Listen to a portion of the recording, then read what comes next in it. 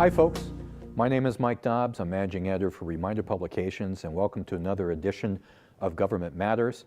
I'm really psyched to be talking to Ambassador Mark Hambley today because this is a guy with an enormous amount of experience and a guy who actually chose to live in Springfield. God bless you. Absolutely. So, Ambassador, thanks very much for coming today. Thank you. I want people to know that according to the internet, which is never wrong, not only were you ambassador to Qatar and Lebanon, so you had two postings in that sense, but you've had 14 different diplomatic postings in your 30-plus year career with the State Department. You are widely recognized as a true expert on the Middle East. I think a region of the world that many Americans do not understand very well. Our understanding is whatever is in the 24-hour news cycle, which means we're probably woefully ignorant. And I certainly want to use this time with you to talk about types of things that we need to know, types of things that are going on, because just as a member of the press, and of course a lowly local journalist, I know that there aren't the journalistic resources in national and international news as there once was.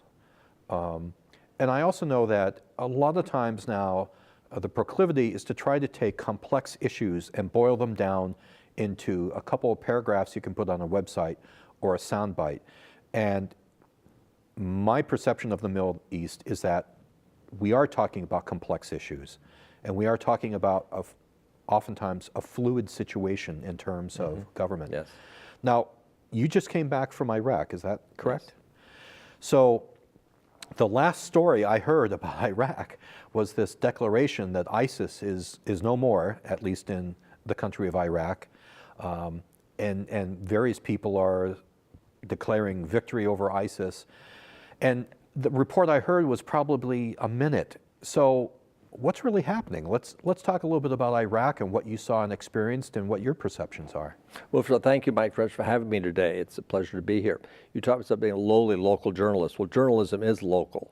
It's national, it's international. If you don't have the local coverage, you can't. That's where it starts. So I'm pleased that you're very active in Reminder Publications. I read you all the time. So well, thank you, sir. It's a pleasure to be here. And this program, too, is very informative. And I like the other guests very much as well. Iraq is complicated. I think the soundbite that ISIS is defeated really meant that the cities that ISIS had captured, at one point they controlled an area the size of Great Britain, the United Kingdom, in Syria and Iraq, starting in August, was first in June of 2014 through August. They had huge, massive piece of land with $6 billion worth of revenue coming into their coffers from extortion, from robbing banks, and from the oil which they captured and were able to sell. That has all been diminished now because in Iraq, all the cities which have been taken, from Tikrit to Fallujah to parts of Ramadi, and most importantly to Mosul. Mosul, by the way, is a city the size of Boston, greater Boston, the size of Chicago with 2.5 million people. So it was a huge city. It's been destroyed largely, unfortunately, but that has been retaken. So ISIS as an entity where they put up a flag and have a meeting they can't do that any longer. But they're very much on the scene. You remember there have been recent bombings in Baghdad, serious bombings. Right. These will continue, unfortunately, until they can root out the remaining adherents of ISIS, both the foreign fighters and the Iraqi and Syrians who joined their ranks. So that's a big problem, and one very great concern to Prime Minister Abadi and others in Iraq today. We still have troops, military personnel in Iraq? We have in Iraq and in Syria, we have 5,200 personnel who are advising in a very active way the forces on the Iraqi defense forces as well as the Syrians. They're more active in Syria at the moment because they're up in the north area where ISIS still does have pockets of land still in Syria under their control, but we're allied very strongly with the Kurds in northern Syria. And as you know, there's a potential confrontation between ourselves and Turkey because Turkey does not like the Kurds in Syria at all because they're viewed as being part of the PKK, which is the terrorist group acknowledged by the U.S. and Turkey as being a terrorist group, which is battling them in Turkey. And they have an element called the YPG in Syria, which is very active and are more our allies, along with Arabs fighting with us in Syria. So we have 5,200 people. Some of these now are being redeployed to Afghanistan, not home. We're going to Afghanistan in many instances, which I think is difficult for them, but so these are our best and finest. Whenever we see whatever news coverage on commercial news programs about Iraq, inevitably it's bombed out buildings because it's combat scenes that we see, it's combat stories. So let me just ask you, what is day-to-day life like? If you're in Baghdad, what is Baghdad like? I mean, is it a functioning city? Is there a functioning economy? Do the kids go to school? Are there jobs? I mean, the coverage doesn't seem to give you a full picture of what that's like. I know with a lot of the coverage of the Syrian conflict, I mean, all you see is the bombed out buildings, and then you're told that Damascus is like, okay. You don't get to really see what Damascus looks like or how the country functions as a country. So we've invested so much money in Iraq as a government. So let's talk a little bit about that. Well, Baghdad is a very much functioning city. Since we left in 2010, the Governor Maliki came in as prime minister. They cleaned up the road to the airport. It used to be the road highway of death. I traveled it many times, and it was frightening. I mean, bombs be going off, hijackings. It was not a pleasant experience at all. It's a short distance, about maybe 30 minutes from the airport into the city, but it was a very dangerous road. They charged them from $5,000 to $25,000 to get you there safely. Now it's a very good road.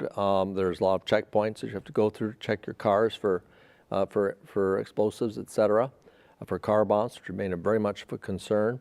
But there are trees planted, flowers planted. There's fountains going off. It's quite pleasant. The green zone, which was created by us around the governing core and the diplomatic core of the city, still exists. The wall's still there. It's sort of the protected compound. There's one large hotel. I used to call that Rashid. Now it has another name. It's a very nice hotel run by a Turkish company, very comfortable. But you see all these bombed out buildings. They're still there from the Saddam era when we bombed them out in 2003. We never cleaned up Baghdad in the time we were there, unfortunately. So there's a city is now, it used to be a beautiful city. You can barely see the Tigris River, which goes through the city because of the walls, which protect various neighborhoods. The hotels are coming back. Western-style hotels are once more flourishing. You have neighborhoods are live with, you can get excellent candy. Iraq is very traditional for some of its sweets. You can get those still. Sometimes these are targets of bombings. There's one early last year down in this beautiful sweet shop. You still have mosques, which some very important mosques which exist in Baghdad. They all function. They've never stopped functioning. Schools have always been going on throughout the conflict. Education is a very high priority for Arabs.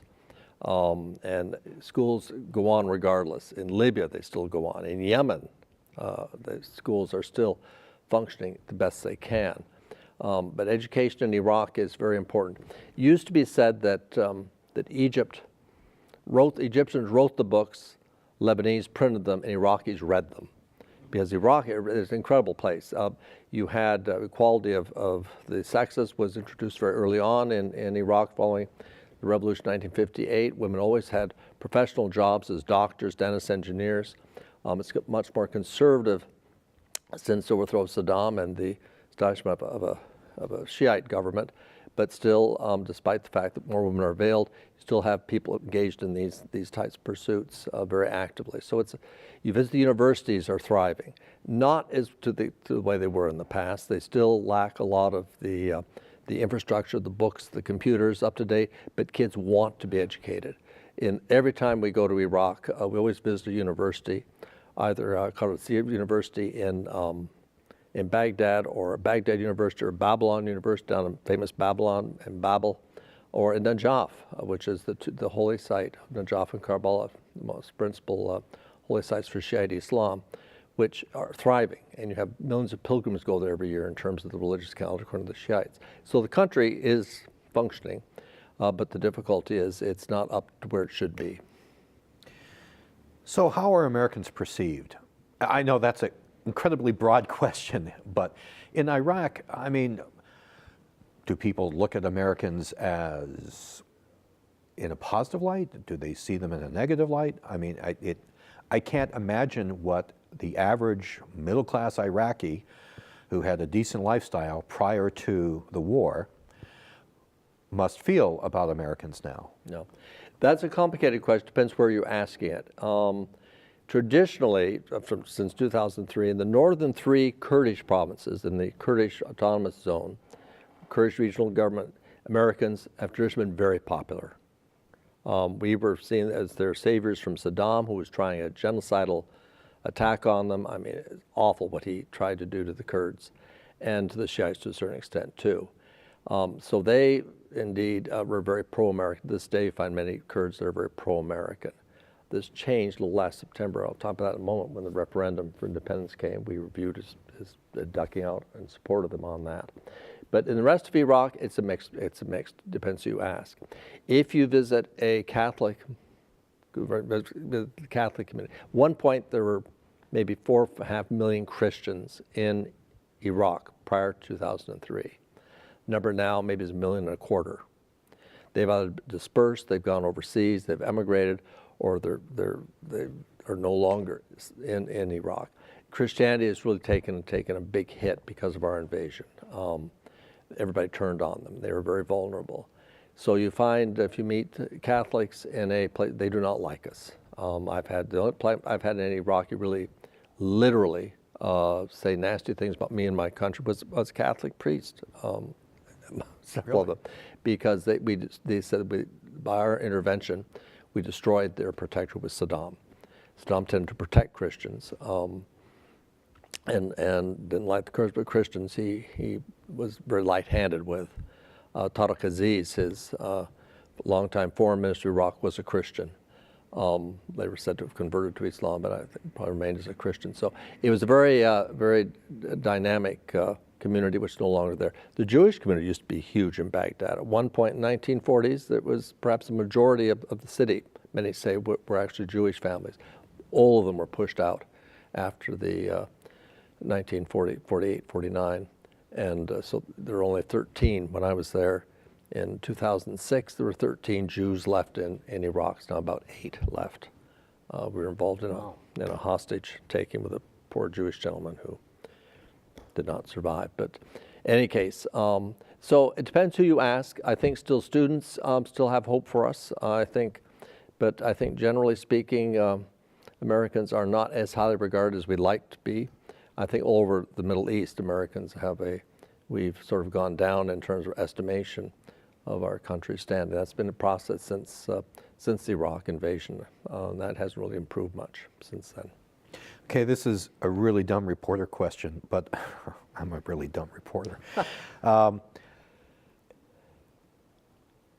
With American government, our government's attitude toward foreign countries, specific foreign countries, can change from administration to administration. I realize that the State Department has professionals like you whose careers transcend over several administrations, Republican or Democrat. And that gives us some element of continuity, which I'm sure is valuable in dealing with other human beings. Absolutely, yeah.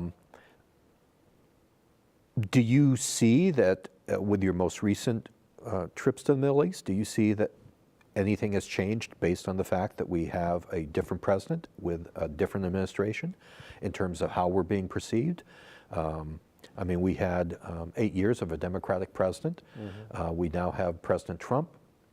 Are there differences that you're seeing in terms of how people react to us based on the different government we have? Well, I think one would be surprised to know that President Trump is popular in many circles in the Middle East until the Jerusalem decision, which lowered that a bit. But Saudi Arabia, certainly many Arabs like Trump's views on fighting Iran, which is regarded as a threat by many Sunni countries. Egypt, Saudi Arabia, United Arab Emirates, Bahrain, all view Iran as being a real threat, and so they like his approach much more than President Obama's. I think initially President Obama had some difficulties because he made his very famous speech in Cairo at the beginning of his administration, in which he indicated we'd have a new position on the Palestinian-Israeli issue. There was hope that we would do something about settlements, that we introduced George Mitchell, a very distinguished, the savior of Northern Ireland, into this process, and that didn't turn out to be anything. In fact, the rug was pulled out from under him. The administration, for its own reasons, did not support Mitchell in his efforts to broker a peace settlement between the Palestinians and the Israelis. So that, because of that, Obama never really recovered his reputation. I think Hillary Clinton as well made some big mistakes in terms of her dealings with Egypt during the Arab Spring. This caused a lot of consternation, the way we seem to be reaching out towards the Muslim Brotherhood, who were regarded by anyone who studied the Middle East. Muslim Brotherhood are indeed a nemesis. May put a pretty face up there, and we're all for bringing in a bigger role for women, certain place, bigger role for women, and have a nice capitalistic economy. But in fact, they were an Islamist radical group, which over time would have turned Egypt into a theocracy rather than the type of situation it has now, which is perhaps not much of an improvement, but at least don't have a theocratic overtone. So it changed depending on the issues. Like anybody, they look what we're going to do for them. If we aren't perceived as doing something for them, of course they don't. They look elsewhere. And at the moment, Saudi Arabia likes the United States because we're supporting them very strongly on their various adventures and misadventures in Yemen. A terrible mistake on their part, but we're supporting them on that. We're supporting them on their Iran, confrontation with Iran, and we're supporting them in terms of military supplies, which is what they want. They want the armaments which we give them. So in Iraq, I think they were grateful for our assistance. They would not have ISIS, Daesh as they call it there. It's sort of Daesh, it's a cute term. So it's colloquially, it almost refers to rubbish. Okay. That's why Daesh does not like the term. It's actually the acronym for Dawlat al-Islami, Sham wal-Iraq wal-Sham, but it's a nice acronym. But they do not, an Islamic State individual would not like to be referred to as Daesh. But without our assistance, Daesh would have overtaken probably Baghdad. So I think there's certain gratitude in that sense. But that's out of the way now. Iran came in very strongly, more strongly than we did, sent in troops, sent in advisors, and they had men on the ground before we did. They've mobilized a lot of units with the Shiite radical movements, actually. We're much feared now by minorities, and it's a problematic how they're going to be contained now that Pandora's box has been opened. But it's an interesting situation. Move towards elections this May in Iraq. You mentioned the decision by President Trump to talk about Jerusalem as the capital of Israel, and that was one of the more recent stories that actually got some traction in the 24-hour news cycle because people were rioting. Has that sort of settled down in terms of acceptance of what he said, or is that still a very sore point? Well, it remains a sore point. I don't really think in the end it really means very much. It's a sore point in the extent that Jerusalem was de facto capital of Israel. But internationally speaking, it has a special status. It's a Christian, important city for Christians. For Muslims, it's an important city. And for Jews, it's their most important site. But for any Christian, it's a very important place for Christians as well. And everybody should visit Jerusalem. If you have an opportunity, go. It's a wonderful place. And security is very good in Israel. There's no problem. Even when there's confrontations on the borders, Israel's a very secure place. But it is being surrounded by settlements, by the Israeli settlements. They're encroaching on the Arab parts of East Jerusalem in ways which frankly are against international law. I think this is where people didn't like our move to recognize it as being the capital. If you look at the terms of what we agreed to, we didn't say it's the exclusive capital of Israel. We did not rule out the fact that the Palestinians could have their capital perhaps in the eastern part or in the little suburb connected to Jerusalem, which is an important consideration in terms of a two-state solution eventually. But the fact we're going to move into a compound in 2019 in the western part, that perhaps is it's a little better than being in the eastern part of the city. I think that could be accepted by many people. But it's a sore point because the Palestinians have ruled that negates us as being a neutral party in the negotiations.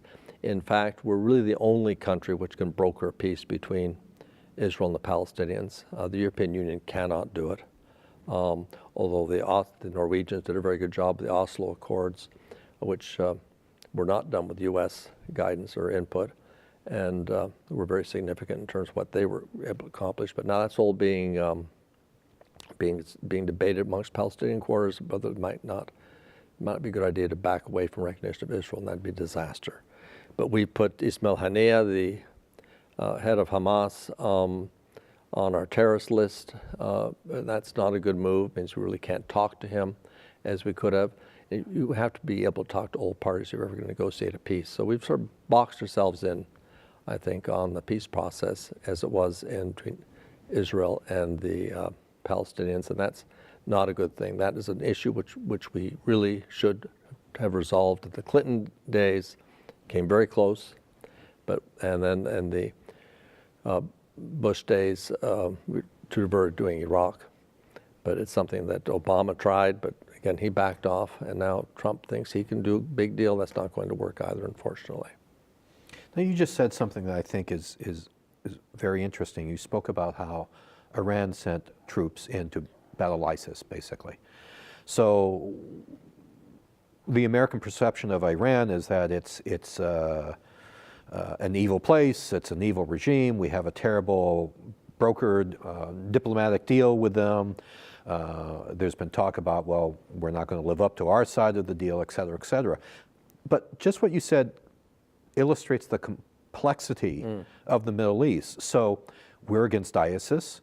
We have allies who are against ISIS, but we got Iran over here, one of the great Satans, coming in to basically fight the same group of people that we're fighting for many of the same reasons that we're fighting them and that our allies are fighting them. And I think those kinds of points are frequently lost in news coverage to try to show that this is a whole complicated place. It is indeed. One of the reasons, though, Iran's moving into Iraq, not just to battle ISIS. One, they had to do it because ISIS, in terms of land, it took land 30 kilometers from the Iranian border. Okay. And was on the point of shelling into Iran. And Iran fought an 8-year, very bloody war with Iraq. Right. I mean, 1 million casualties on both sides. Scud missiles flying back and forth to Tehran and Baghdad. It's an extraordinary war. Not well covered in the U.S. at the time, but it was a bloody conflict. And it was, with missiles falling every day in both capital cities. And young people, kids being forced by the Iranians out to clear minefields. I mean, live with their bodies. It was a dreadful conflict. So that is very much the Iranian mind. They don't want to have that again. This is why they sent in not formal troops. These were cadre from the Revolutionary Guard under Qasem Soleimani, who is probably a future candidate for president of Iran, a very strong man, and he runs the operations in Iraq and in Syria for the Iranians, as a figure really to be reckoned with. Not a nice man at all, but a very strong individual. But Iran wants to keep Iraq in its pocket because they do not want to see another. It's like France and Germany in the old days. They want to make sure it's that sort of relationship. They're scared to death. Iran claims it's never attacked one of its neighbors. It really never has attacked its neighbors. It's undermined them. It's sent, attempted coups, assassinations, all sorts of things like that. Never declared war on any of its neighbors, unlike Iraq, which has created problems with Kuwait as well as other countries in the region. So this is the thing. Now I have a Shiite government in Iran, and the majority population in Iraq is Shiite, maybe 60%, with about maybe 30% are Sunnis, and then you have Kurds and other groups are the remainder of that, of the population. But all these different factions have got to be sorted into an electoral process. The one thing which sets Iraq aside from Syria and from Iran is its elections are indeed perhaps the best thing that happened after 2003. When I tell an American soldier Marine who fought in Fallujah, who's disgusted with the way that they fought block by block to take that city back in 2004, 2005, and then have taken by ISIS and held through the last general election in 2014. They were already in Fallujah since about 2012, I think. They went into Fallujah. It was disgusting. What lose their comrades in arms for doing this? Sure. I tell them, what you did it for was the way. We, in the Next Century Foundation, which is the organization I work with, we've monitored every election in Iraq since 2005 referendum for the Constitution. And you go to these elections, the parliamentary elections, say in 2014, the last general election, extraordinary. In Baghdad, you have two days of voting. The first day is on like 28th of April. The military and security forces vote. 2 days later, general population, as there's a national curfew. You have to walk to your polling place. Everybody has an ID card with their polling station on it. You go into your polling station, and your name is, you put your thumb down on a registry. And if your thumb comes up, then you vote. If it doesn't, then you have to go through registries to make sure you're registered. If you're registered, then you have to vote. Otherwise, there's another procedure. You go to another office, try to get your vote. I thought this wouldn't work. I mean, I use a thumbprint. Right. But it was extraordinary. In these neighborhoods in Sadr City, which is a very impoverished Shiite area, polling station at polling station, people lining up, went in, they voted. They don't just line up by themselves to bring their families, wear their best clothes. And the little kids come in to see their mother and their father vote. And I asked women, why are you doing it? Why are you bringing your kids out? Because there's bombs going off, because there are 4 bombs went off in Baghdad when we were there at these polling stations. They do it because this is what we fought for. Saddam deprived us of these elections. We want to be able to vote. And they do vote. And so you have this, so many parties, it's horse trading, and they don't get a very good government out of it, a very stable government out of it. But it's the sense that people do feel empowered by the ballot. And that's something I think any American soldier would be very proud of introducing that. It's not perfect. They're not the fairest elections, but nonetheless, people do feel empowered into getting what they vote for. So, well, I want to switch gears just a little bit. I know that you are involved in efforts to try to get geography back as a subject matter in American schools. And I'm laughing because you sort of figure that kids learn where things are, and they're not. And I think it's sort of essential, especially in this day and age where globalization has been such a factor in everything from industry to politics to getting a job, that you have to know where things are and what these countries are and how they interact with us and how they interact with each other. Can you talk a little bit about what you're doing? Well, I'm not doing very much, but it's certainly an issue which is of personal importance to me. I think when you see people walking through London streets, New York or Washington, even in Springfield, with their phones, not looking around, but looking at their phones, tell them where to turn to get from A to B, it's striking to me. I mean, I get in my car and we have maps. I do GPS, and sometimes GPS to cheat. But frankly, a map is so much easier. You look at the window, you look at the signs, and not diverted by this little obnoxious thing. But I always presumed, I was overseas for 27 of 32 years in government, and I always presumed geography was being taught. And when we first came to Springfield in the early 2000s, my wife Patricia and I were invited to go over and talk about the incense trail to a group of 5th graders at school in Westfield. And sure. And so I collect incense among other artifacts, things from the Middle East. And so I brought over an incense burner and about 14 different types of incense, and got a huge world map and drew up where the incense trail went and stuff. And so they gave me the gymnasium, And I guess, I didn't know there were code stuff, but I set up my incense burner. We brought in all fifth graders, about 80 fifth graders, sit down around the floor around us. I put my incense burner going, smoke came up, put some incense on, about 12 kids left that had asthma, so they of course left. I didn't know they had these sorts of, but they missed out. But everybody else, then, about 30 minutes, talked about the different types of incense you have, sultana for water purification, oud for the best smelling stuff for Saudis, just like the real frankincense, all this stuff. And I had another half hour left. And so these kids started looking at me, and so I said, well, here's a map of the world. It was obviously a very multicultural group, and so I said, where are you from?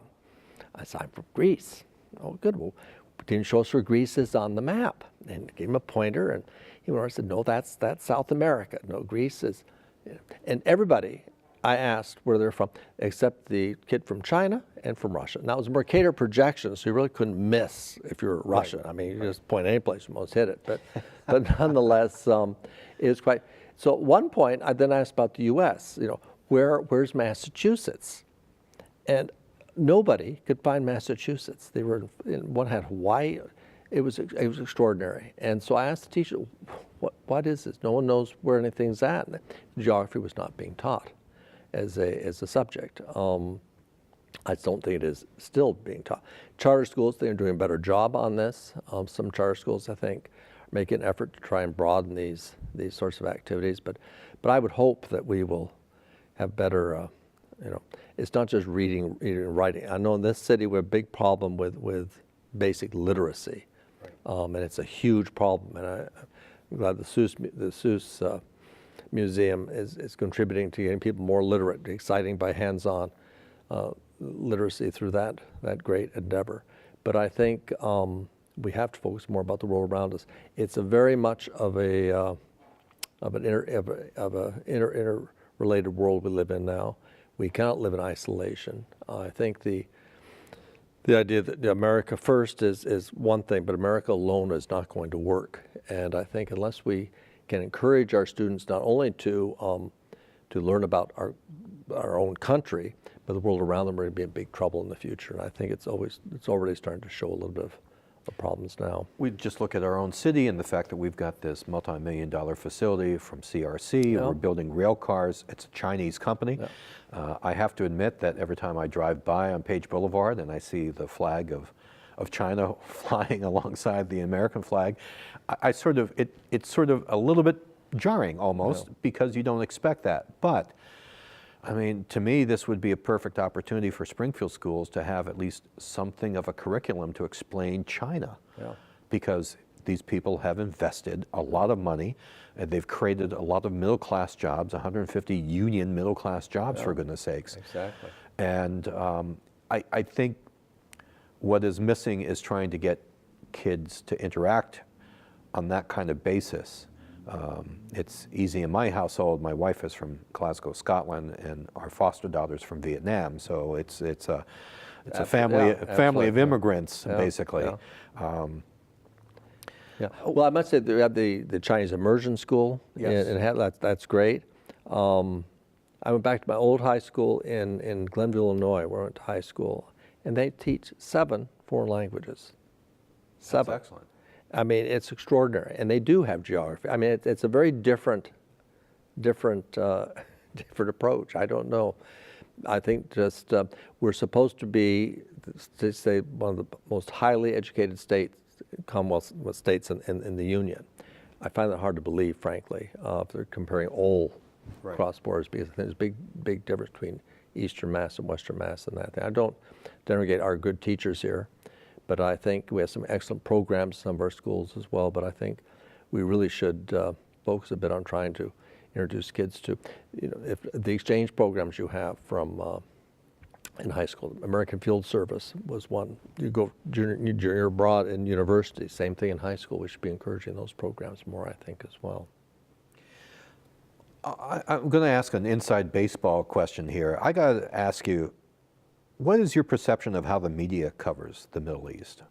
Do you think that they get it? Do you think that they actually? And when I say the media, I actually hate using that phrase because it sounds like we're all locked up in one direction, and of course we're not.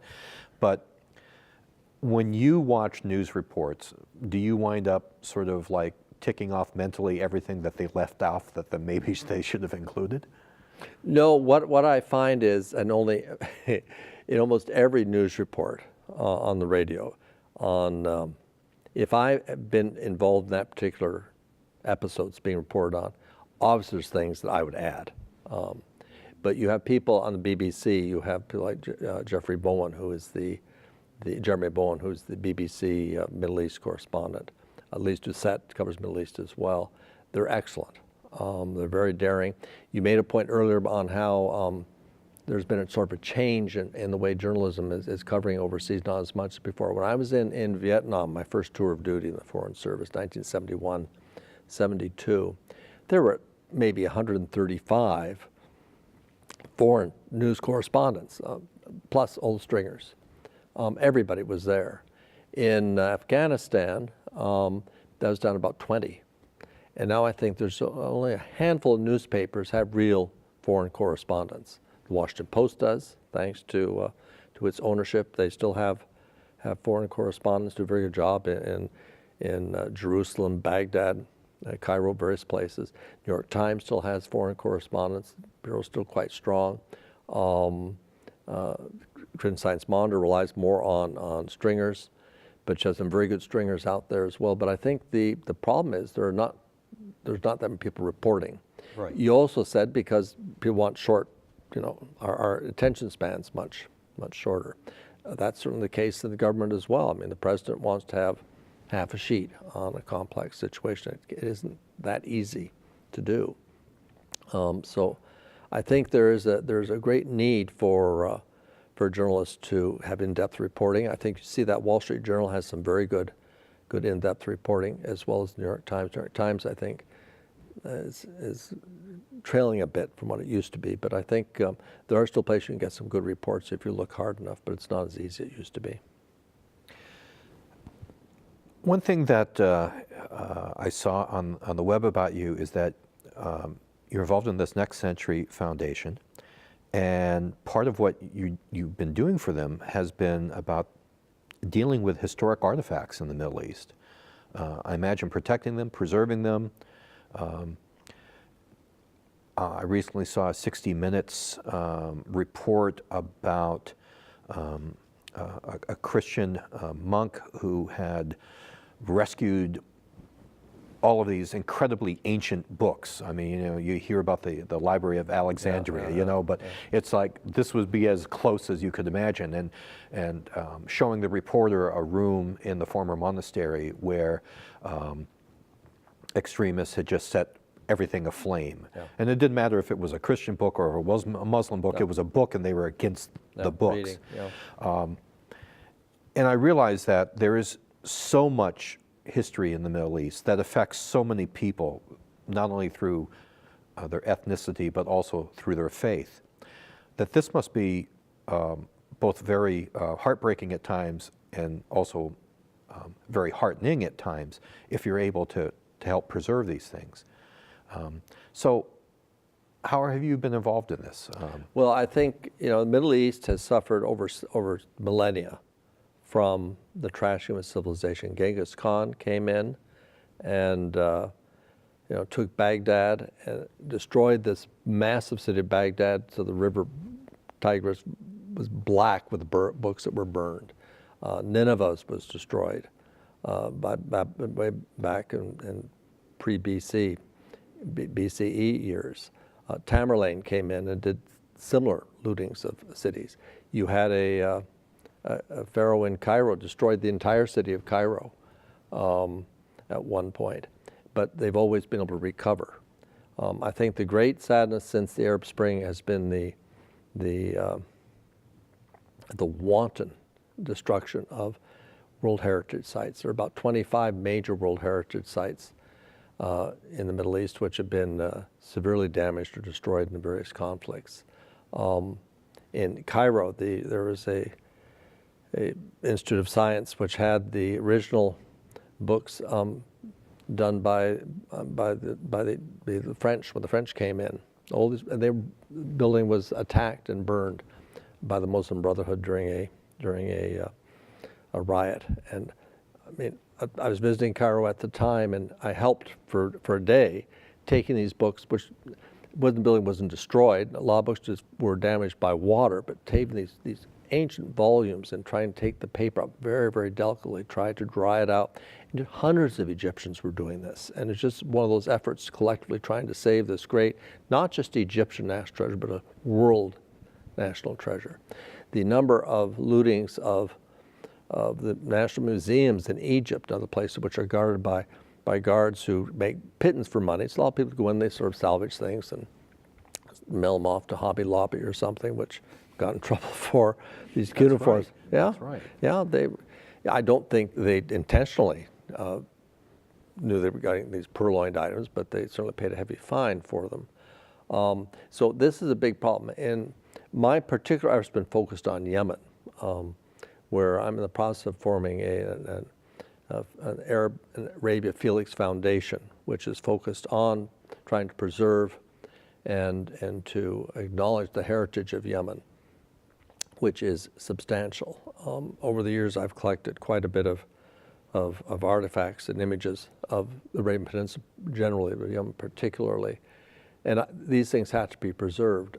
One of the unfortunate aspects of the conflict Saudi Arabia launched in March of 2015, when it launched its air campaign, allegedly the U.S. was helping guide where these bombs are supposed to go, but obviously decided other ideas, and they bombed the National Museum in Damar, destroying most of it. World Heritage Site, City of Sana'a is itself a glorious, glorious Islamic city. You had two professors named Professor Sargent and Lee Lukács in 1976, had a festival of Islam focused on Sana'a and Fez being the two Islamic cities which are best preserved in the world. And city which it's like gingerbread castles, whitewashed gingerbread castles surrounded by a mud wall, which largely been maintained intact until the Saudi attacks have come in, and they have decimated one particular part of this beautiful old city. I had an old house there myself, which has been damaged by the conflict.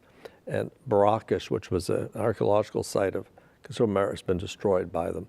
But these sorts of things are wanton, gross violations of against us as humanity. And I think anyone that can try and conserve these things is to their benefit. And I think the Yemenis have tried to take a lot of the documents which exist and put them in safekeeping. When I was in Yemen in the 1970s, we had a Fulbright scholar came out, and all he did was to microfilm these ancient documents in one of the many mosques there are 40 mosques in the city of Sana'a, and he microfilmed these things and took them away in safekeeping in, I think, at Harvard or someplace in the U.S. I can't remember where, but that fortunately at least has maintained the sanctity of those. In Timbuktu, when Al-Qaeda of the Maghreb took over Timbuktu for a while, they destroyed all these saints' tombs and libraries there. They wantonly destroyed many of the artifacts there, although some of those, again, were saved by locals who buried them and took care to make sure they were preserved. But I think that overall the heritage in many of these sites in the Middle East are under threat, just like the Bamiyan, the Buddhas in Afghanistan were destroyed by the Taliban. I was just going to say that was one of the most heartbreaking images, that video footage of them just dynamiting these statues. Same thing, the Temple of Juno in Mosul was destroyed. Nineveh is at Mosul. Much of it's been destroyed by ISIS. Even the Great Mosque, they destroyed the minaret of the Great Mosque. They don't care. They're very proud of this. They like to film it. Palmyra, this beautiful, beautiful site in Syria, they took over the city twice and tried to destroy it twice. And so this indeed is a big problem. It's an issue which I'm very much trying to do my very small piece to try to alert people to the issue and try to preserve some of the artifacts which remain.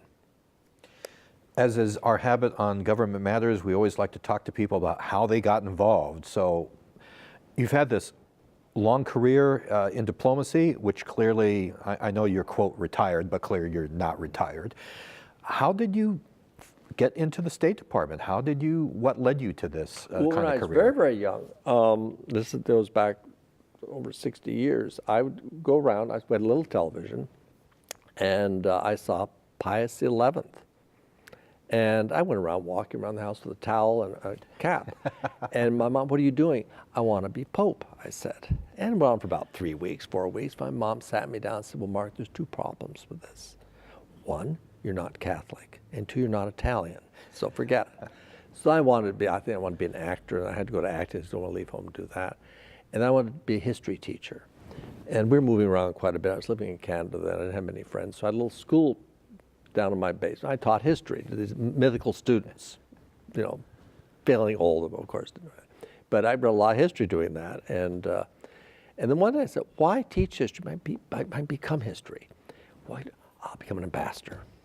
So from then on, for about age 10, I wanted to be an ambassador. And then anybody asked what I wanted to do is I'd be an ambassador. That carried me through. I never took any courses in that field. In university, I studied African area studies. At the time, African states just become independent. I was in Washington, D.C. I had no money for food. We sold our meal tickets, me and a friend, to take a trip to Haiti. Wow. So we discovered every African country had an Independence Day. So we crashed those and got food. And after crashed about 10 of them, we got known, so they started sending our own invitations. And after these parties, they had a real party underneath with real food and dance around 2 or 3 in the morning. So I ate very well during my time in Washington. By crashing embassy parties, yes. State Department too, crashed a party there once. Wanted to go up and see Robert Kennedy had done a tour of Latin America. And another friend wanted to meet Kennedy. And why not? It was 1966, I think this was. And so and all the Latin American students were invited to go visit him. So Washington State Department. What's your name? Juan Valdez. And so I picked up put on Juan Valdez from Colombia went up, got in the elevator. My friend was Diego Garcia or something on his, from Ecuador, and went up, went through the receiving line, and Ethel was there, but Bobby Kennedy was not. Went to the Franklin room next door, and I wore contact lenses, and my contact lenses popped out. And that was very expensive. Don't look like this. And there's a shadow looming over me. And a familiar voice said, what are you looking for? Turned around, it was Dean Rusk, Secretary of State. Gosh. Oh, my contact lens. He got down the floor with me and found my put in my, and so I got it. What are you doing here? Are you Juan Valdez? Well, no, not really. We wanted to meet Bobby Kennedy, who just arrived, by the way. I said, well, son, all I said, your career's only go up from here. So go on and meet him. So when I met Bobby Kennedy, who was not convinced I was Juan Valdez either, but in any case, it was great fun. But then I took the exam it's a competitive exam. It was a tough exam, and I took it in New York City. I was in graduate school in Columbia University, and I passed. And then you're put on a roster. You have to have a security clearance, which was sort of fun because they chased around people I'd known 5, 6 years before in Glenville, Illinois. We chased one lady around the grocery. So I was being stalked by somebody to ask her if I was a good person or not. And then you take an oral exam.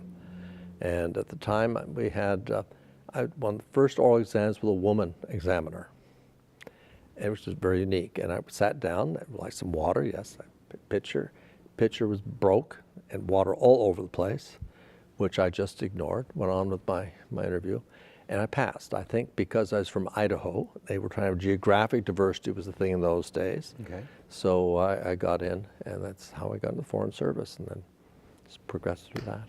But, okay, so the lesson here is to crash embassy parties. Absolutely, absolutely, yeah. Which I imagine was probably easier then than now. Yeah, I don't think now you could do it. No, now it's, when I forget invitations, you better know somebody or they won't let you in. Yeah, it's much more difficult now. Wow. Different world now, I'm afraid. But still an exciting world. I would hope the Foreign Service be attracted to many people in Springfield here. I've actually 4 or 5 people come up to me in Springfield and asked, about Foreign Service. Some take the exam. when I was doing it, you could only take it once. If you failed, that was it. Now take as many times as you want, and you don't have to. There's 3 different sections.